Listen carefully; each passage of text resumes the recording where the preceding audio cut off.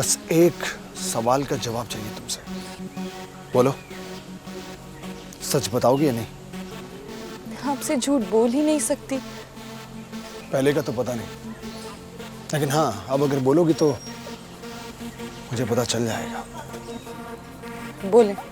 गलत तो मैं हूं सितारा, एक तुम ही बस सही हो। तुम जो कुछ भी करती हो वो सही होता है।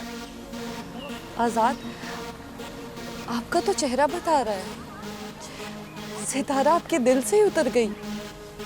मेरा लहजा तुम जानते भी और पहचानते भी हो।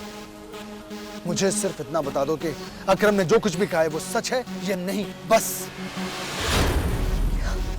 अकरम? आजाद, वो तो मजबूरी नहीं सुनूंगा मैं। सबकी अपनी अपनी किस्मत होती है, सबकी अपनी अपनी मोहब्बत होती है। तुम्हें और तुम्हारी मजबूरियों को मेरी जुदाई मुबारक हो, लेकिन मेरी मोहब्बत मजबूर नहीं हो सकती। क्या किया तुमने ये? मजबूरियों को तो संभाल लिया तुमने, लेकिन मोहब्बत को खो दिया तुमने, हमेशा के लिए।